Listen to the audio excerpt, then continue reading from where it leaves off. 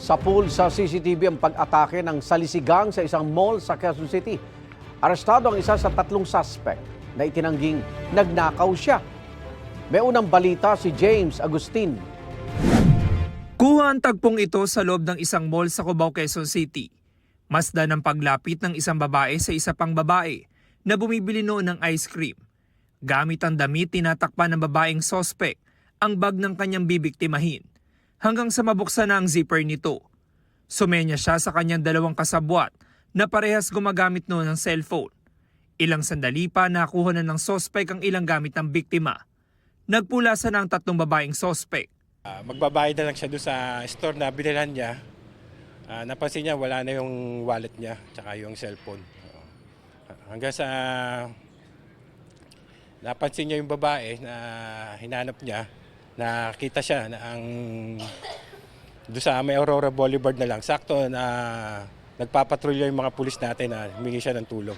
Naaresto ang 28 anyos sa babae na nakunan sa CCTV camera na nagnakaw ng mga gamit. Hindi na nabawi ang kanyang mga ninakaw na naipasa na raw sa mga kasabwat. Ang masaklap, ginamit pa ng mga sospek ang credit card at e-wallet ng biktima sa mga transaksyon. Ayon sa pulisya, miyembro ang mga sospek ng tinatawag na salisigang na ang karaniwang binibiktima ay mall goers. Didistract niya yung attention ng victim para magkaroon sila ng chance na makuha yung gamit. Nasampahan na ang naarestong sospek ng reklamong theft. Itinanggi niya ang krimen. Hindi ko po alam. Hindi ko po mga kilala yung binibintang nila sa akin. Bakit kaya kayo ang naaresto? Hindi ko po alam. Pero kayo po ay nasa mall nung time na yun? Opo. Ano pong ginagawa niyo noon? May meet up lang po sana ako doon. Patuloy namang hinahanap ng pulisya ang 2 pang kasabwat ng sospek. Paalala ng mga otoridad sa publiko para maiwasan mga biktima ng ganitong modus. Maging aware tayo sa mga taong nasa paligid natin, lalong yung mga hindi natin kilala. No? Tsaka i-secure natin yung gamit natin. Iwasan din natin yung mga crowded place kasi nagkakaroon sila ng chance na makasalisi. Ito ang unang balita.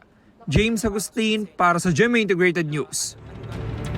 Igan, mauna ka sa mga balita, mag-subscribe na sa GMA Integrated News sa YouTube para sa iba't ibang ulat sa ating bansa.